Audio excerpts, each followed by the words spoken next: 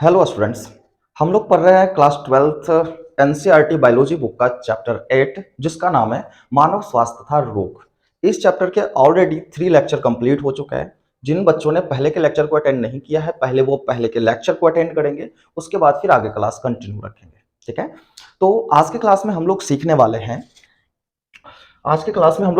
जरा सा हमने एक डेटा बनाया था कि अकॉर्डिंग टू एनसीईआरटी हमें कौन कौन से रोग को एक्सप्लेन में पढ़ना होगा। ठीक है, तो हमने बताया था कि सर जी दो जो है बैक्टीरियल डिजीज को पढ़ना है, दो जो है वो आपको वायरल डिजीज को पढ़ना है, दो जो है प्रोटोजोअल डिजीज को पढ़ना है, और फिर एक जो है वो आपको कृमि से होने वाला रोग यानी कि जो भी वॉर्म होते हैं हेलमिंथियल डिजीज के बारे में पढ़ना है, और एक जो है वो फंगल डिजीज के बारे में पढ़ना है। ठीक है, हम लोग ऑलरेडी पिछले क्लास के अंदर टाइफाइड को कंप्लीट कर दिया है। ठीक है, अब हम लोग जो है दूसरे डिजीज पे चलेंगे, दूसरे रोग पर चलेंगे जो है निमोनिया। क्या है? निमोनिया। ठीक है, ये टॉपिक जो है आपके बोर्ड और नीट दोनों के लिए इंपॉर्टेंट टॉपिक है, तो जरा सा ध्यान से चीजों को समझना है। हम लोग निमोनिया को पढ़ने जा रहे हैं। चलिए, तो जो बोर्ड के स्टूडेंट हैं वो क्या करेंगे, सबसे पहले ऊपर क्वेश्चन डालेंगे। ठीक है, क्वेश्चन क्या डालेंगे? निमोनिया रोग के बारे में वर्णन करें, explain about the disease pneumonia. जो निमोनिया नाम का बीमारी होता है उसके बारे में क्या करनी है, वर्णन करनी है। ठीक है ना, तो इस तरीके से आप क्या करोगे, क्वेश्चन बना दोगे और फिर आगे जो भी कंटेंट आपको समझाए जाएंगे आपको उसके आंसर राइट करने हैं। ठीक है, चलिए तो समझना शुरू करते हैं। ये निमोनिया रोग होता क्या है, किस कारण से होता है, इसके जो है डायग्नोसिस का क्या तरीका है, क्या लक्षण होते हैं इस रोग के अंदर, इस रोग में कौन सा इलाज चलता है, इस रोग का क्या बचाव है, ये सारे तरीकों को हम लोग सीखने वाले हैं। क्लियर है? तो सबसे पहले हम इंट्रोडक्शन की बात करेंगे कि ये जो रोग है ये एक्चुअली में है क्या। क्लियर ना? तो ध्यान से समझिएगा कि जो निमोनिया नाम का जो रोग है वो जीवाणु से होने वाला रोग है, बैक्टीरियल डिजीज है। अगेन ये एक ऐसा डिजीज है, बैक्टीरियल डिजीज है। क्लियर ना? तो जिस तरीके से टाइफाइड बैक्टीरिया से होने वाली बीमारी थी उसी तरीके से निमोनिया भी बैक्टीरिया से होने वाली बीमारी है। लेकिन जरा सा फोकस कीजिएगा, एक्चुअली में जो निमोनिया है ये बैक्टीरिया से तो होता ही होता है, इसके अलावा कुछ फंगस भी ऐसे हैं जो निमोनिया को प्रोड्यूस करते हैं, कुछ कवक भी ऐसे हैं जो निमोनिया को प्रोड्यूस करते हैं। ठीक है, इसके अलावा कुछ वायरसेस भी ऐसे हैं जो निमोनिया को प्रोड्यूस करते हुए देखा गया है। तो जैसा ध्यान दीजिएगा कि जो निमोनिया है ये बैक्टीरियल भी हो सकता है, फंगल भी हो सकता है और ये वायरल भी हो सकता है। क्लियर ना? लेकिन अकॉर्डिंग टू एनसीईआरटी अगर हम बात करें तो एनसीईआरटी ने साफ सुथरे में बताया है कि निमोनिया जो रोग है वो बैक्टीरिया से होने वाली बीमारी है, यानी कि एनसीईआरटी ने बैक्टीरियल निमोनिया को एक्सप्लेन किया है। तो आपको भी यही चीजें याद रखनी है कि निमोनिया बैक्टीरिया से होता है। क्लियर ना? हालांकि इसके कारण फंगस भी हो सकते हैं, वायरसेस भी हो सकते हैं, लेकिन ये आपको याद नहीं रखने हैं। क्लियर है? चलते हैं आगे। ठीक है, तो सबसे पहला लाइन हमने क्या लिखा कि जो निमोनिया है ये जीवाणु से होने वाला बीमारी है। इतनी बात क्लियर है? यह बीमारी जो है किसी भी उम्र के व्यक्ति को हो सकता है। ठीक है, किसी भी उम्र, एक व्यक्ति किसी भी उम्र के पड़ाव में है, चाहे वह बच्चा है, चाहे वो जवान है, चाहे वह बूढ़ा है। ठीक है, किसी भी उम्र के व्यक्ति को निमोनिया नाम का बीमारी प्रभावित कर सकता है। दूसरी लाइन भी क्लियर हो गई। तीसरी लाइन यह है कि यह एक श्वसन संबंधी विकार है, यानी जो निमोनिया है इस रोग का संबंध हमारे श्वसन तंत्र से है। किससे है? श्वसन तंत्र से। याद रखना है, तो निमोनिया रोग का जो संबंध है वो हमारे रेस्पिरेटरी सिस्टम से होता है, यानी कि श्वसन तंत्र से होता है। ठीक है, अब ये श्वसन तंत्र क्या चीज है, तो ये नाक देख रहे हो ना, श्वसन तंत्र हमारा नाक से शुरू होता है और हमारे फेफड़े के अंदर, ठीक है, हमारे फेफड़े के अंदर उपस्थित वायु कोष्ठक पर खत्म होता है। ठीक है, तो हम जो सांस लेने में जो भी तंत्र प्रयोग में लाते हैं, ठीक है, ये सारा तंत्र जो है श्वसन तंत्र कहलाता है। इतनी बात क्लियर है? तो हमारा जो श्वसन तंत्र है ना, बेसिकली इसको क्या किया गया है कि दो पार्ट में डिवाइड किया गया है। दो पार्ट में क्या, जो गला है ना, जो हमारा थ्रोट होता है, जो गला होता है, तो श्वसन तंत्र का वह भाग जो गले के ऊपर मौजूद है उसको अपर रेस्पिरेटरी ट्रैक्ट कहते हैं, या फिर इसको यूआरटी कहते हैं। अपर रेस्पिरेटरी ट्रैक्ट या फिर यूआरटी कहा जाता है। और गले से नीचे का जो श्वसन तंत्र का भाग है उसे लोअर रेस्पिरेटरी ट्रैक्ट या फिर इसको हम लोग एलआरटी कह लेते हैं, एलआरटी कह लेते हैं। ध्यान दीजिएगा, जो निमोनिया रोग होता है ना, उसमें गले के ऊपर का जो श्वसन तंत्र का भाग है यह प्रभावित नहीं होता है। क्लियर है? निमोनिया में गले के नीचे वाला भाग प्रभावित होता है, यानी कि जो संक्रमण है निमोनिया का वो हमारे फेफड़े में होता है। गले से नीचे ही इसका प्रभाव देखने को मिला है, ऊपर प्रभाव नहीं होता है। इसीलिए जो निमोनिया है ना बउआ, इसीलिए जो निमोनिया है जो कि ये गले के नीचे वाले श्वसन तंत्र के अंगों को प्रभावित करता है, इसीलिए निमोनिया को LRTI भी कहते हैं। अब ये LRTI क्या हो गया? तो लोअर, L फॉर क्या? Lower, R for respiratory, lower respiratory, और T for tract, T for tract, and I for infection. I for क्या हो जाएगा? इन्फेक्शन हो जाएगा। ठीक है, तो निमोनिया जो है वो बेसिकली LRTI होता है, यानी कि लोअर रेस्पिरेटरी ट्रैक्ट इन्फेक्शन होता है। गले के नीचे वाले हिस्से में इस रोग में संक्रमण देखने को मिलता है, गले के ऊपर नहीं मिलता। आगे चलकर हम एक वायरल डिजीज पढ़ेंगे, दैट इज कॉमन कोल्ड। उसमें हम ये पाएंगे कि उसमें गले के नीचे वाला अंग प्रभावित नहीं होता है, संक्रमित नहीं होता है, उसमें ऊपर होता है। इसलिए कॉमन कोल्ड को हम URTI कहते हैं, अपर रेस्पिरेटरी ट्रैक्ट इन्फेक्शन कहते हैं। बट जो निमोनिया है उसमें गले के नीचे वाला श्वसन तंत्र का अंग प्रभावित होता है, इसीलिए इसको LRTI भी कहते हैं, लोअर रेस्पिरेटरी ट्रैक्ट इन्फेक्शन भी कहा जाता है। आई थिंक बात क्लियर हो गई। ठीक है, तो हमने नेक्स्ट लाइन लिखा कि यह एक श्वसन संबंधी विकार है, यानी कि श्वसन तंत्र से जुड़ी हुई यह बीमारी है, जिसको हम LRTI यानी कि लोअर रेस्पिरेटरी ट्रैक्ट इन्फेक्शन भी कह सकते हैं। देखिए, यह बीमारी तो किसी भी उम्र के व्यक्ति को हो सकती है, नो डाउट। ठीक है, लेकिन उन व्यक्तियों में यह बीमारी ज्यादा देखने को मिला है जो धूम्रपान करते हैं, ठीक है, या फिर जो औषधियों का गलत सेवन करते हैं। तो जो भी औषधियों के दुरुपयोग करने वाला जो व्यक्ति है ना, जो नशा करता है, ठीक है, जो सिगरेट पीता है, गांजा पीता है, ठीक है, वैसे व्यक्तियों में ये जो निमोनिया नाम का बीमारी है वो ज्यादा देखने को मिला है। क्लियर ना?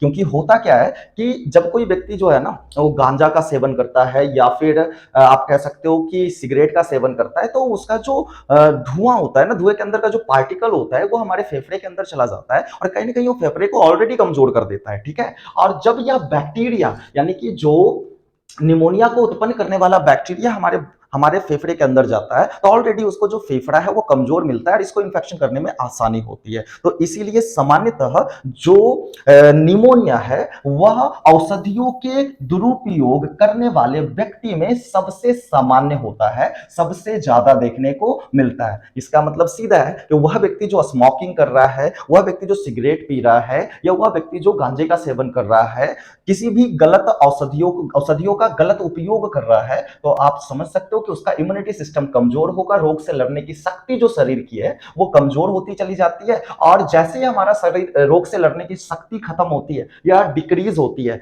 वह बैक्टीरिया, वह वायरसेस जो सामान्यतः हमें इन्फेक्शन नहीं करते हैं, वह भी प्रतिरक्षा तंत्र के कमजोर होने के कारण व्यक्ति को बीमार करना शुरू कर देता है, जिसमें निमोनिया एक कॉमन था बीमारी है। क्लियर है?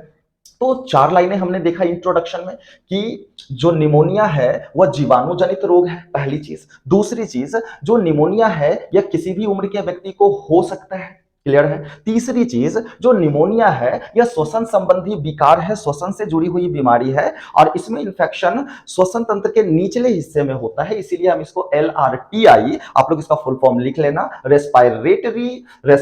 लोअर रेस्पिरेटरी ट्रैक्ट इंफेक्शन भी कह लेते हैं। क्लियर है? फिर हमने चौथा लाइन समझा कि यह विकार जो है यानी कि निमोनिया नाम का जो बीमारी है औषधियों का दुरुपयोग करने वाले व्यक्तियों में सामान्यतः देखने को मिलता है। इतनी बात क्लियर है? चलते हैं आगे। अब इस बीमारी का कारण क्या है? तो ये चीज तो पहले से क्लियर है कि कोई ना कोई बैक्टीरिया होगा जो निमोनिया को उत्पन्न करता है। क्लियर है?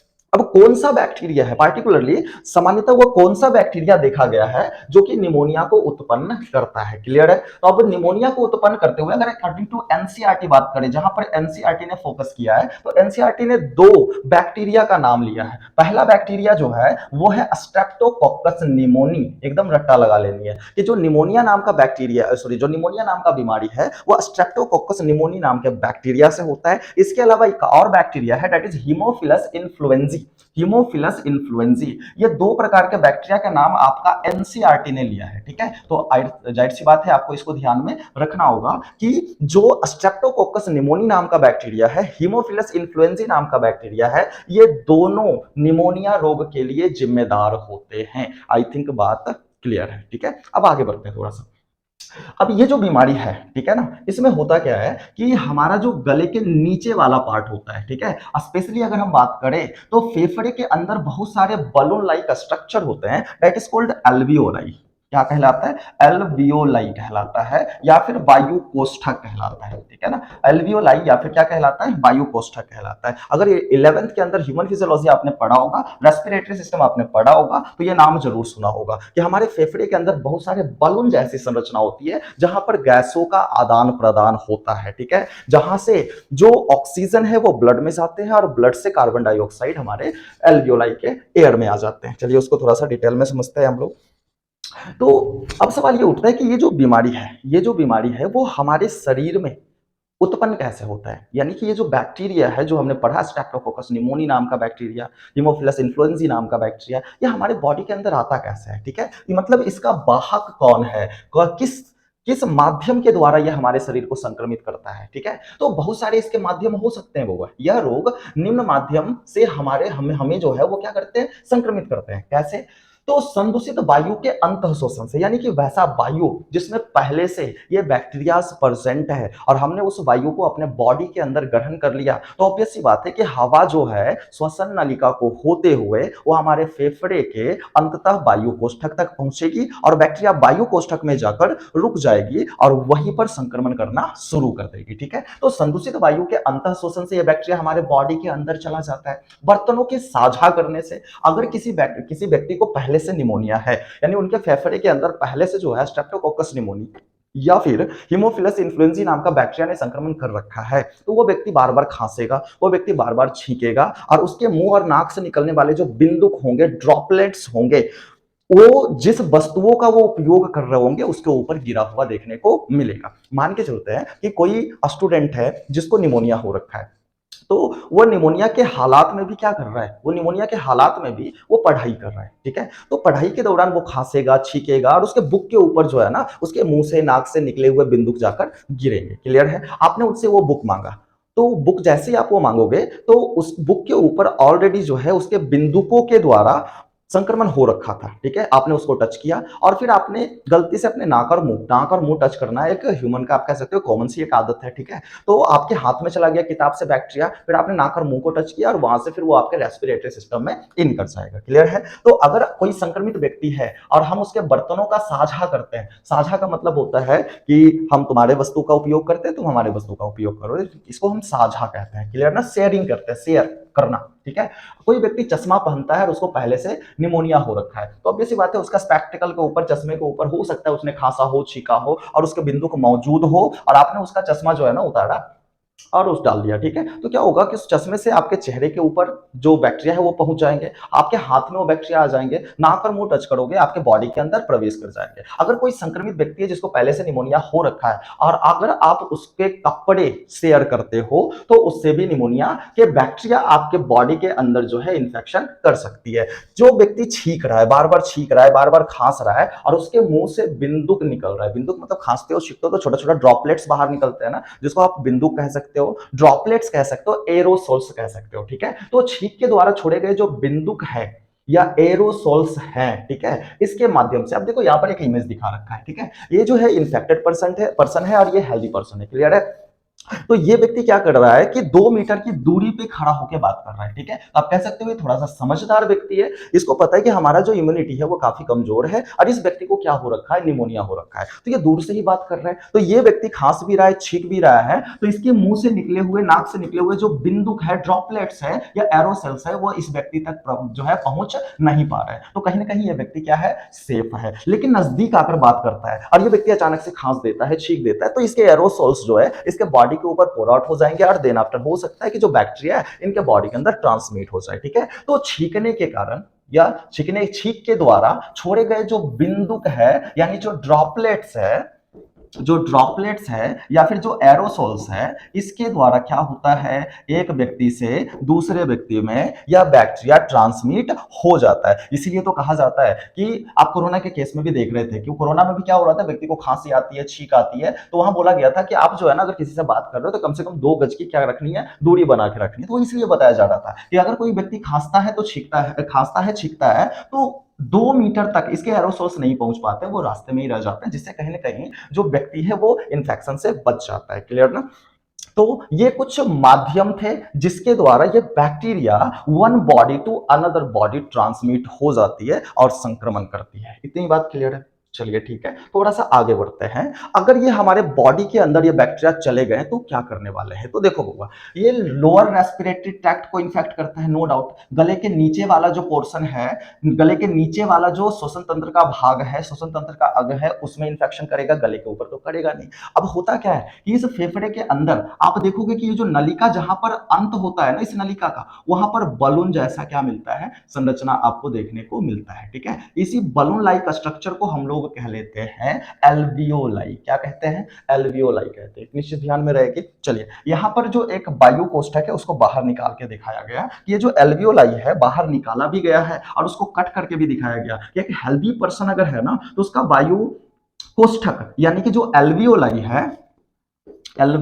है, ठीक है, वो कुछ इस तरीके का होगा। इस तरीके का क्या मतलब है? तो आप जरा सा ध्यान से देखो, इस इमेज में आपको क्या दिख रहा होगा कि वायु कोष्ठक अंदर से काफी साफ सुथरा है। ये काट कर दिखाया गया एक स्वस्थ व्यक्ति के वायु कोष्ठक को, अंदर से साफ सुथरा है। जब हवा आएगी तो वो आसानी से क्या है, जो वायु है वो आसानी से क्या हो जाएगा, यहाँ पर उसका आदान प्रदान, गैसों का आदान प्रदान काफी आसानी से हो जाएगा। ये आएगा और वायु यहाँ पर जो है भर जाएगा। क्लियर है? और आपको पता है कि यहीं से क्या होती है कि हमारी जो रक्त नलिकाएं हैं, हमारी जो रक्त नलिकाएं हैं वो यहीं से गुजरती है, ऐसे करके। ठीक है, तो यहां पर क्या होने वाले हैं कि यहां पर आसानी से गैसों का हो जाएगा आदान प्रदान। आसानी से गैसों का क्या हो जाएगा? आदान प्रदान। ऑक्सीजन जो है वो चले जाएंगे रक्त में और रक्त से कार्बन डाइऑक्साइड चला जाएगा वायु कोष्ठक की वायु में, और फिर ये कार्बन डाइऑक्साइड हमारे बॉडी से क्या है, बाहर निकल जाएगी। इतनी बात क्लियर है? इसका मतलब यह है कि ये हमारे बॉडी के अंदर जाकर संक्रमित कौन से अंग को करने वाले हैं। तो इस बीमारी से यानी निमोनिया में कौन सा अंग संक्रमित होता है? तो ध्यान रखिए,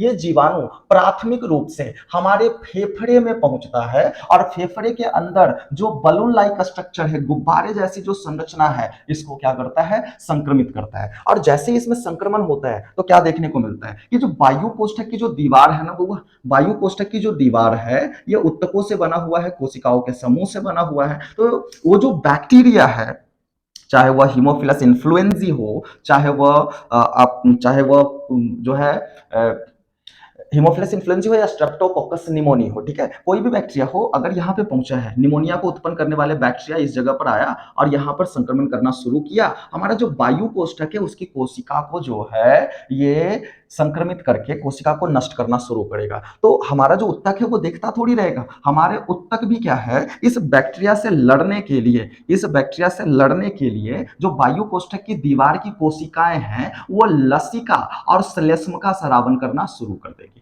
इन्फेक्शन अगर होता है तो लसिका और श्लेष्म का स्रावन करना शुरू कर देगी और उस तरल पदार्थ के माध्यम से खास कर छींक कर बॉडी से बाहर इस बैक्टीरिया को निकालने का प्रयास करेगी। ठीक है, तो ध्यान देना है, खांसी हो या छींक हो ये कोई बीमारी नहीं है। ठीक है, ये हमारे बॉडी का एक रिफ्लेक्स एक्शन होता है जो हमारा फेफड़ा स्वयं को साफ करने के लिए उत्पन्न करता है। क्लियर है? चलिए, तो यहां पर वैसे ही चीजें होनी है कि संक्रमण के बाद आप क्या देख पाओगे। देखो, संक्रमण से पहले आप जब देख रहे हो तो आपको कुछ अलग स्थिति देखने को मिल रही है वायु कोष्ठक की। क्या मिल रही है? काफी साफ सुथरा है, असंक्रमित है, स्वस्थ है। लेकिन संक्रमण के बाद क्या क्या स्थिति है वो बगल में देखो। संक्रमण के बाद इस वायु कोष्ठक में द्रव भर गया है। इस वायु कोष्ठक में लसिका यानी लिम्फ और श्लेष्म यानी म्यूकस का मिक्सचर जो है यहां पर भर गया। अब उससे होगा क्या? अगर यहां पर मिक्सचर भर गया है तो गैसों का जो आदान प्रदान है इसमें क्या होने वाली है? कठिनाई होने वाली है। ऑब्वियस सी बात है कि यहां से जो रक्त नलिका गुजरी है, ठीक है, तो हवा तो हम लेंगे सांस के द्वारा, वो हवा आएगा, लेकिन द्रव भरा होने के कारण वह उस हवा में उपस्थित जो गैस है उसका आदान प्रदान नहीं हो पाएगा, जिससे बॉडी में ऑक्सीजन की लगातार कमी होती चली जाएगी। व्यक्ति को सांस लेने में कठिनाई होने लगेगा। व्यक्ति को जो है ना उबकई जैसा महसूस होना शुरू हो जाएगा। ठीक है, तो हमने क्या देखा, हमने ये देखा कि सर जी क्या होता है कि इस बीमारी में यानी निमोनिया में जो निमोनिया को उत्पन्न करने वाले जीवाणु है वो प्राथमिक रूप से हमारे फेफड़े में पहुंचते हैं और फेफड़े में उपस्थित जो वायु कोष्ठक है यानी कि जो एल्वियोलाई है यानी कि जो गुब्बारे जैसी संरचना देख रहे हो उसको क्या करती है, संक्रमित करती है। ठीक है, तो संक्रमण के बाद क्या देखने को मिलता है कि हमारी जो वायु कोष्ठक है वो स्वयं को बचाने के लिए वह लसिका और लसिका और जो श्लेष्म होते हैं उसके मिक्सचर को स्रावन करना शुरू करते हैं, जिससे हमारे वायु कोष्ठक में क्या हो जाता है, तरल भर जाता है, फ्लूइड भर जाते हैं। क्या भर जाते हैं, फ्लूइड भर जाते हैं। ठीक है ना, अब हमारे जब वायु कोष्ठक में फ्लूइड भर जाएंगे, अब सवाल ये उठता है कि चलिए ठीक है, मान लिए कि इसमें फ्लूइड भर जाता है, हमारे फेफड़े के अंदर जो वायु कोष्ठक है उसमें क्या भर जाएगा, फ्लूइड भर जाएगा, द्रव भर जाएगा। क्लियर है, जरा सा चीजों को ध्यान से समझिए कि क्या आज हमारे बॉडी के अंदर ये बैक्टीरिया गया और आज से ही निमोनिया के लक्षण दिखने शुरू हो जाएंगे। अगर आपका इम्यूनिटी सिस्टम कमजोर है, ठीक है, आपकी रोग से लड़ने की क्षमता कम है, तो क्या होने वाला है, यह होने वाला है कि अगर आज ही ये बैक्टीरिया आपके बॉडी के अंदर गया है तो उसके प्रभाव आज से ही देखने को मिलेंगे आपके बॉडी में। सेम डे या नेक्स्ट डे से निमोनिया के जो भी सिम्टम्स होंगे, जो भी लक्षण होंगे वो प्रतीत होने शुरू हो जाएंगे। ठीक है, तो इसका जो उद्भव काल होता है वो 1 से 3 दिनों का होता है। क्लियर है, लेकिन अगर जिसका इम्यूनिटी सिस्टम स्ट्रांग है वो इसको हरा देता है और उसको निमोनिया नहीं होती है, या फिर ये हमारे फेफड़े के अंदर जाकर बैठा रहता है। जब हमारा इम्यूनिटी सिस्टम कमजोर होता है तो उस कंडीशन में ये हमारे वायु कोष्ठक की दीवार को नुकसान पहुंचाना शुरू करते हैं और निमोनिया के लक्षण दिखने शुरू हो जाते हैं। ठीक है, तो कुछ कंडीशन में 1 से 3 दिन आप औसतन मान सकते हो, लेकिन कुछ ऐसी भी स्थिति देखने को मिल सकती है जिसमें कई वर्षों के बाद आपको जो है संक्रमण के कई वर्षों के बाद निमोनिया के लक्षण देखने को मिले। ऐसा कहा जाता है कि हमारे फेफड़े के अंदर जो है ना बहुत सारे बैक्टीरियाज, बहुत सारे वायरसेस ऑलरेडी मौजूद होते हैं, लेकिन वो हमको नुकसान नहीं पहुंचा रहे होते। क्यों? क्योंकि हमारी रोग से लड़ने की क्षमता ठीक ठाक है। लेकिन अगर हम जैसे ही कमजोर पड़ेंगे, जैसे इम्यूनिटी सिस्टम कमजोर होगी, खान पान पे सही से ध्यान नहीं देंगे, क्या होने वाला है, वो बैक्टीरिया वायरसेस हम पर हावी हो जाएंगे और हमको नुकसान पहुंचाना शुरू कर देंगे, बीमार करना शुरू कर देंगे। आई थिंक इतनी बात क्लियर समझ में आ गई होगी। अब सवाल ये उठता है कि ये बैक्टीरिया गया हमारे फेफड़े के अंदर, संक्रमण भी कर दिया। अब संक्रमण के बाद हमको कैसे पता चलेगा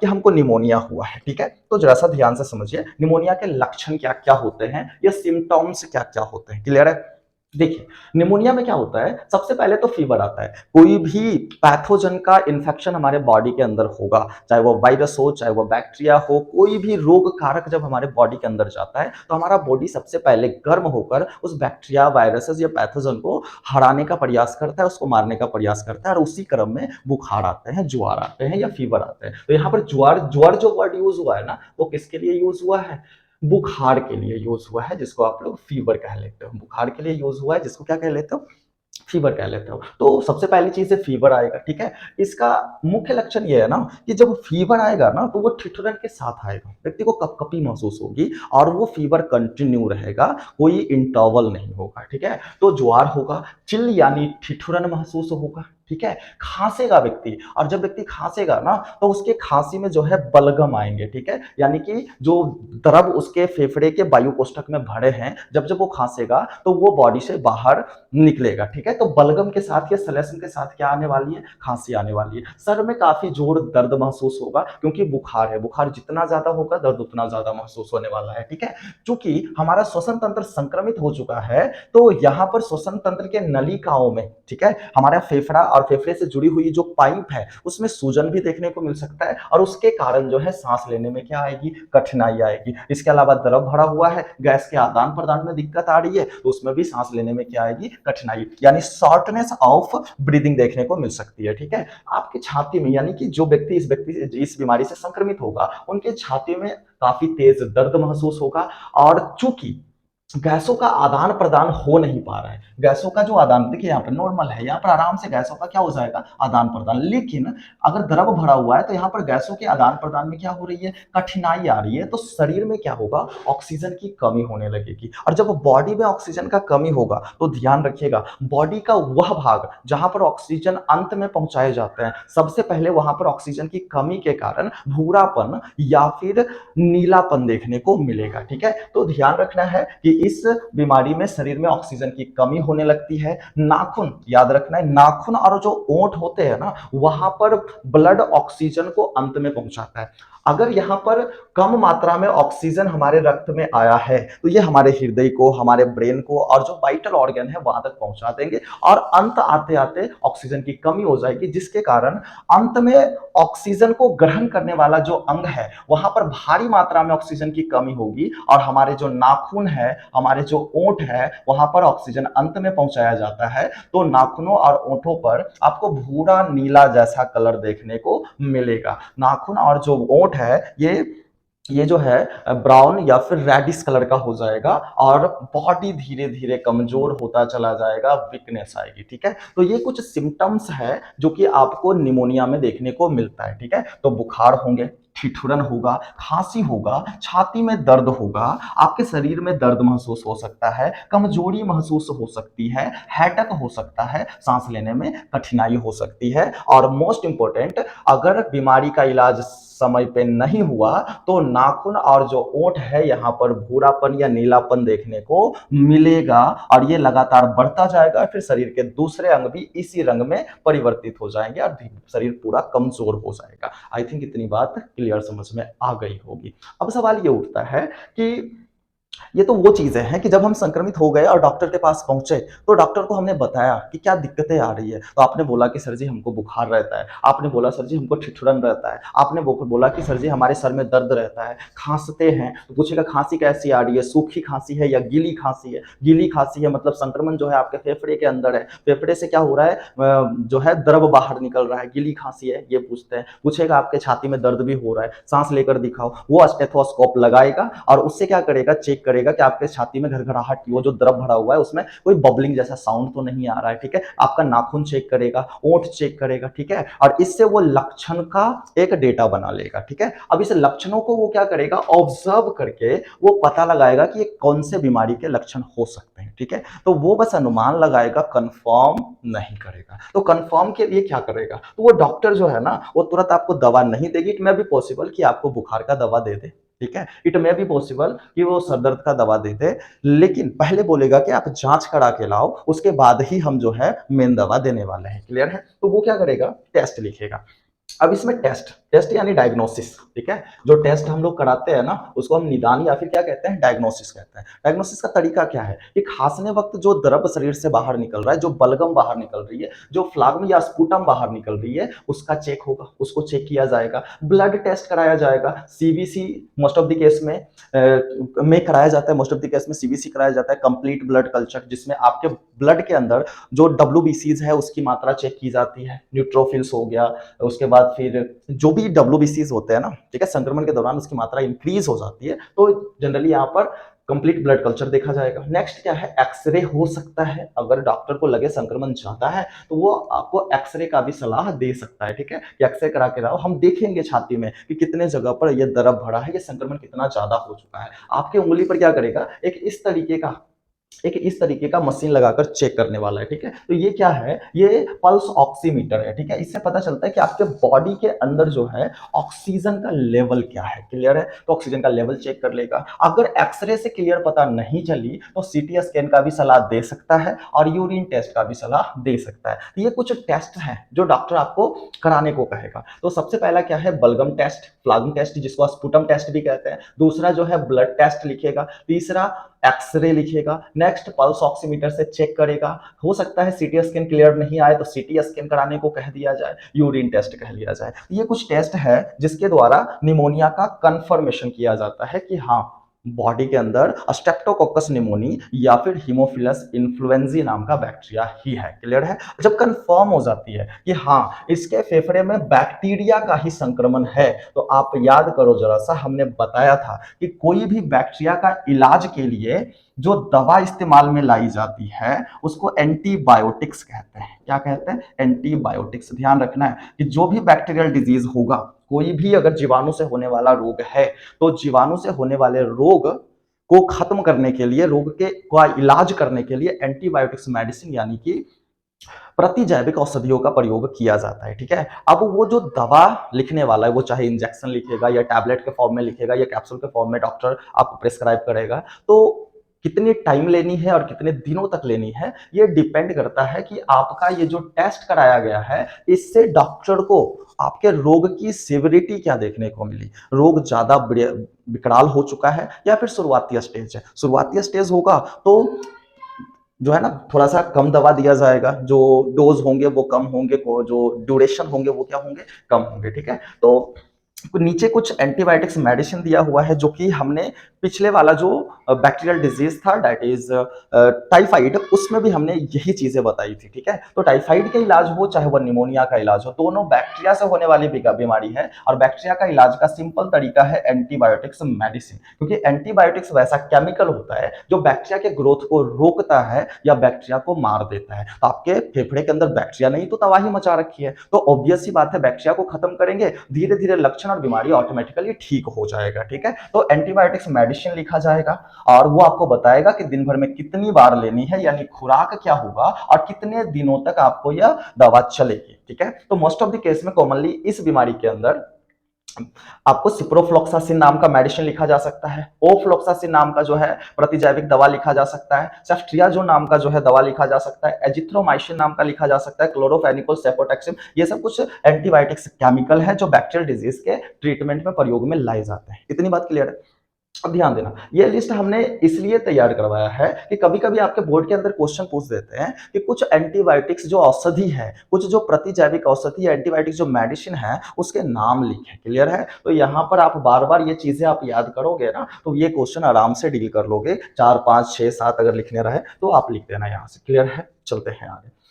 अब क्या हुआ कि टेस्ट आ गया, डॉक्टर ने टेस्ट देखा, टेस्ट रिपोर्ट जो भी है देखा, उसके हिसाब से उन्होंने आपको दवा दे दी। ठीक है, आप निश्चित दिनों तक दवा लोगे, निश्चित खुराक में लोगे, बीमारी क्या हो जाएगी, ठीक हो जाएगी। सवाल ये उठता है कि ये बीमारी हो ही ना, ये बीमारी हमको संक्रमित करे ही ना, उसके लिए क्या किया जाए। क्लियर है, उसके लिए क्या करेंगे, तो बचाव क्या होगा इसका। ठीक है, तो बचाव का तरीका यह है, प्रिवेंशन यह है कि आप क्या करो, सबसे पहले जाकर अगर आपके एरिया में निमोनिया के केसेस ज्यादा आ रहे हैं, ठीक है, तो आप सबसे पहले जाओ हॉस्पिटल और वहां जाकर आप क्या करो, न्यूमोकोकल वैक्सीन और हिब वैक्सीन, ये दोनों लगवा लो। न्यूमोकोकल वैक्सीन जो स्ट्रेप्टोकोकस निमोनी होता है, जो डिप्लोकोकस निमोनी होता है, ऐसे बैक्टीरिया के अगेंस्ट काम करता है। ठीक है, और हिब वैक्सीन जो है, हीमोफिलस इन्फ्लुएंजा नाम का जो बैक्टीरिया है उसके अगेंस्ट काम करता है। यानी कि न्यूमोकोकल वैक्सीन लगा लोगे तो स्ट्रेप्टोकोकस जो निमोनी से होने वाला निमोनिया है वो नहीं होगा, और हिब वैक्सीन लगा लोगे तो हीमोफिलस इन्फ्लुएंजा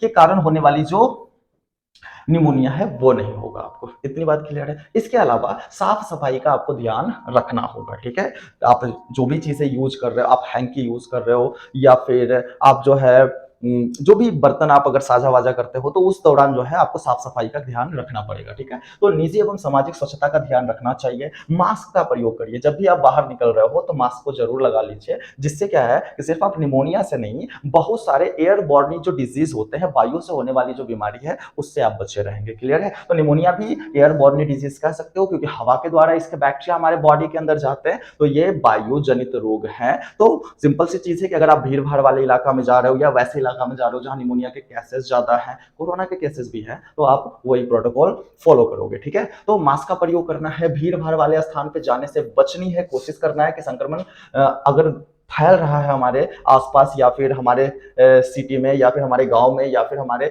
देश में, तो उस दौरान जो है ये थोड़ा सा सजगता बरतनी जो है अनिवार्य होती है। तो भीड़ भाड़ वाले स्थान पर जाने से बचना चाहिए। संक्रमित जो व्यक्ति है उसका कोई भी वस्तु उपयोग में ना लाए। जो व्यक्ति पहले से निमोनिया से ग्रसित है, उसका चाहे बिस्तर हो, चाहे उसका लैपटॉप हो, चाहे उसका कीबोर्ड हो, चाहे उसका बुक्स हो, पेन हो, उसके खाने वाला बर्तन हो, ग्लास हो, स्पेक्टिकल हो, चश्मा हो, ठीक है, उसके द्वारा यूज होने वाली कोई भी वस्तु का प्रयोग ना करे, ना ही साझा करे। ठीक है, खान पान पर उचित ध्यान देना है। ठीक है, बहुत सारे बीमारी का इलाज तो खाना ही होता है। ठीक है, अगर आपका खान पान सही है तो आपकी रोग प्रतिरोधक क्षमता अच्छी रहेगी, और कोई भी बैक्टीरिया और वायरस आपके बॉडी के अंदर जाएगा ना, तो यकीन मानो आपका जो बॉडी है वो स्वयं सक्षम होता है उस बैक्टीरिया को मारकर, उस वायरसेस को मारकर आपके शरीर को सुरक्षित करने में। ठीक है, लेकिन हम लोग खान पान में जो लापरवाही करते हैं उसकी वजह से हमारी रोग प्रतिरोधक क्षमता घट जाती है, और जिसके कारण बैक्टीरिया वायरस हमको जो है प्रभावित करने शुरू कर देते हैं। तो खान पान पर उचित ध्यान देना है। मादक पदार्थों के सेवन से बचना है,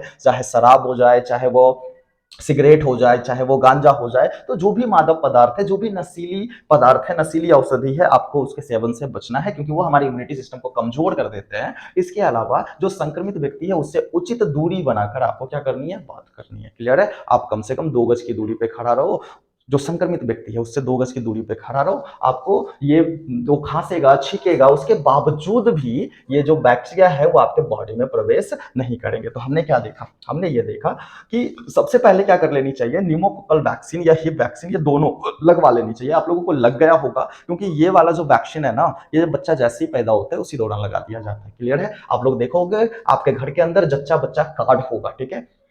आपकी मम्मी जो है आंगनवाड़ी उस कार्ड के साथ आपको ले जाती होगी, और उसमें जन्म के टाइम कुछ टीका लगा होगा, कुछ जो है 3 महीने में, कुछ 6 महीने में, तो आप देखोगे आपको बहुत सारा टीका लगा है। ठीक है? तो आप हमेशा ये देखोगे कि आपका जो बायां हाथ है उसके ऊपरी हिस्से में जो है एक स्पॉट होगा, एक राउंड शेप का जो है स्पॉट बना होगा। तो वो किसके कारण बना, वो वैक्सीन के कारण ही बना हुआ है। ठीक है? तो आप लोगों को न्यूमोकोकल वैक्सीन जो है या ही वैक्सीन लग चुका है, लेकिन फिर भी अगर आपको डाउट है कि हमारे एरिया में वैक्सीन लगने के बाद भी संक्रमण देखने को मिल रहा है, तो अगेन फिर से जाकर आप वैक्सीन लगवा लो, कोई दिक्कत नहीं है। निजी एवं सामाजिक स्वच्छता का ध्यान रखिए, मास्क का प्रयोग जरूर करिए, भीड़ भाड़ वाले स्थान से बचिए, संक्रमित व्यक्तियों के वस्तुओं का प्रयोग ना करिए, खान पान पर उचित ध्यान दीजिए, मादक पदार्थों का सेवन से बचना है, और संक्रमित व्यक्तियों से उचित दूरी बनाकर रखनी है। ठीक है? तो इतनी जो प्रोटोकॉल अगर आप फॉलो करते हो तो ये बीमारी आपको लगेगी ही नहीं। ठीक है? तो ये बीमारी के प्रिवेंशन का तरीका था, बचाव का तरीका था। ठीक है? अब जो है थोड़ा सा एक्स्ट्रा पॉइंट है कि विश्व निमोनिया दिवस मनाया जाता है। ठीक है? पूरे संसार में निमोनिया दिवस मनाया जाता है, वर्ल्ड निमोनिया डे मनाया जाता है, वो 12 नवंबर को मनाया जाता है। ठीक है? तो आपको ध्यान रखनी है कि 12 नवंबर जो है वो एक ऐसा दिन होता है जिस दिन पूरे देश में निमोनिया के प्रति जागरूकता फैलाई जाती है, वर्ल्ड निमोनिया डे मनाया जाता है। क्लियर है? इसके अलावा एनसीईआरटी ने निमोनिया वाला जहां पे टॉपिक लिखा है उसके नीचे बोला है कि सर जी, जो टाइफाइड है वो तो बैक्टीरियल डिजीज है ही, निमोनिया जो बैक्टीरियल डिजीज है ही, इसके अलावा बहुत सारे बैक्टीरियल डिजीज होते हैं जिसमें से कुछ का नाम उसने लिख दिया, जैसे अतिसार, और जो पेचिस नाम का बीमारी है, डायसेंट्री, ये जो है साइजेला डायसेंट्री नाम का एक बैक्टीरिया है। ठीक है? ये साइजेला डायसेंट्री नाम का एक बैक्टीरिया है, उसके कारण होती है। तो ये आप नीचे में बना लेना है, लिख लेना है। ठीक है? ताकि आपको ध्यान रहे कि अतिसार या पेचिस या डायसेंट्री, जिसमें पेट खराब हो जाता है, लूज मोशंस आने शुरू हो जाते हैं। ठीक है? तो अतिसार, पेचिस या डायसेंट्री नाम का जो बीमारी है, साइजेला डायसेंट्री,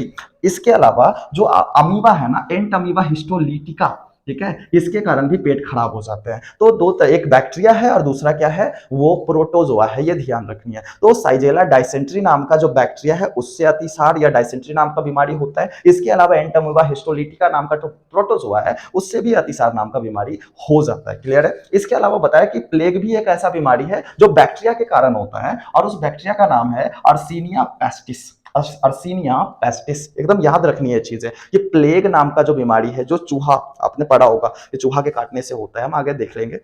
जो प्लेग नाम का बीमारी है वो अर्सीनिया पेस्टिस नाम का जो बैक्टीरिया है उसके कारण होता है। और जब प्लेग काफी विकराल रूप धारण कर लेता है, शरीर को काफी अत्यधिक संक्रमित कर देता है, तो प्लेग से ग्रसित जो व्यक्ति है ना, उसका शरीर काला पड़ जाता है। इसीलिए प्लेग को ब्लैक डेथ डिजीज भी कहते हैं। ठीक है? और आखिरी में एक नाम लिया है गलघोटू रोग, जिसको डिप्थीरिया कहते हैं। ठीक है? जनरली ये बच्चों में देखने को मिलता है कि बच्चा जो है, बच्चा का बॉडी में अगर कॉरिनोबैक्टीरियम डिप्थेरी नाम का बैक्टीरिया चला गया है, तो ये गले के पास जाकर क्या करता है ना, वो ये गले के पास जाकर एक स्यूडो मेम्ब्रेन बना लेता है, यानी कि एक गले के पास जो है वो जाली जैसा संरचना का निर्माण कर लेता है, जिससे बच्चे को सांस लेने में तकलीफ होती है, घुटन हो जाती है, और वो मेम्ब्रेन मोटा जब हो जाता है तो बच्चा सांस नहीं ले पाता, और गला घुटने के कारण उसकी क्या हो जाती है, डेथ हो जाती है। ठीक है? तो अतिसार, प्लेग और गलघोटू, ठीक है, ये अतिसार जो है साइजेला डायसेंट्री, याद रखना है, डायसेंट्री नाम का बीमारी साइजेला डायसेंट्री, प्लेग नाम का बीमारी जो है अर्सीनिया पेस्टिस, गलघोटू नाम का बीमारी जो है कॉरिनोबैक्टीरियम डिप्थेरी से होता है। ठीक है?